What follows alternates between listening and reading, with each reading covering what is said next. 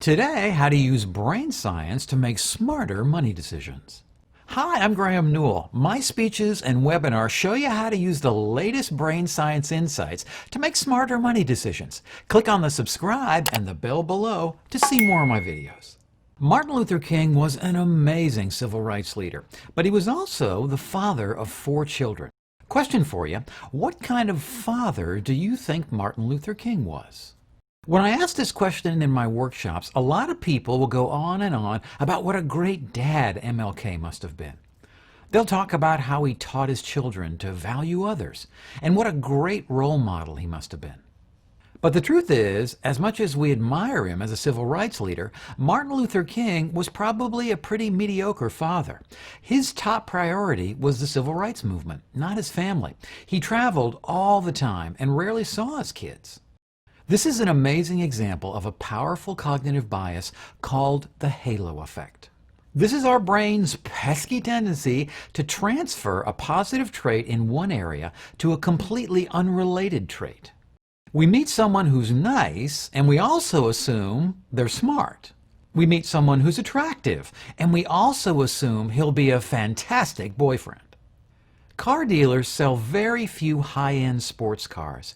Yet the showrooms always seem to have that zillion-dollar sports car front and center, sitting right next to the minivan. They do this because the close proximity of that thrilling sports car makes that minivan feel more exciting. What's happening here is that our very efficient brain is constantly looking for opportunities to categorize. That's why it's always looking for associations and creating stereotypes.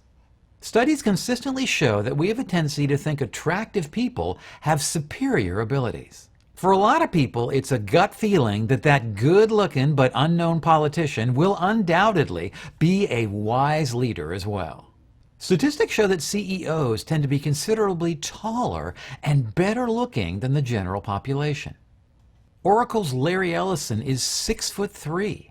Microsoft's Steve Ballmer is 6'5". And Arianna Huffington is 5'10", a full half-foot taller than the average woman. The halo effect causes people to subconsciously make the mental leap that attractive, tall people are better at almost everything they do. But the halo effect also produces a downside to attractiveness. Studies have shown that doctors are less likely to notice serious illness in attractive people. How could someone who looks so wonderful be sick? So why are these irrational correlations so powerful in our decision making? Well, back in caveman times, food and energy were scarce, and brains use a lot of energy. Survival depended on getting maximum thinking using as little energy as possible. So once that caveman learned that sticking his hand in the mouth of a sharp-toothed animal was a bad idea, he didn't need to keep separate data files on crocodiles, bears, lions, and a host of other scary predators. He could just look for those scary teeth and remember what you do for the whole lot of them. Just like your computer hard drive, our super efficient brain is always looking for ways to store more data using fewer brain bits. And the optimal way to do that is to generalize. In my workshops through the years, I've been amazed at the power of the halo effect. Even when I present completely absurd scenarios, people refuse to think ill of the things they love. I once asked a group of Harley enthusiasts to gauge the probable quality of a Harley-Davidson advanced knitting training. They gave it high marks. And the halo effect doesn't just influence positive things, it's a powerful force on negative traits as well. And work is the place this shows up a lot. When that coworker you hate comes up with a great new idea in the company meeting, you're still probably going to hate it because of the halo effect. In one study, bosses were asked to rank employee performance. They found that bosses attributed the highest skill level to the employees they personally liked. You'll rarely encounter a boss who says, "She does a great job, but I just don't like her." The halo effect is at the heart of our prejudices. It happens every time we meet someone who's black, white, gay, Asian, a bird watcher, a chiropractor, or a part of any other group. Our brain doesn't have the bandwidth to keep a large data file on every person we meet, so we mercilessly generalize. And the halo effect does some of its biggest damage in the world of finance. We get dazzled by a good return in a particular sector. Our subconscious brain wants that dopamine hit again, so we're compelled to go back to the same sector. We're inspired by financial rock stars who took big risks and won. We assumed what worked for them must be right for us, too. If you'd like to learn more about how our brain overvalues the opinions of winners, I've got another video for you. Click on the link right here to watch it now. So how can you avoid the halo effect? Well, the key is to slow down and extend your decision-making process.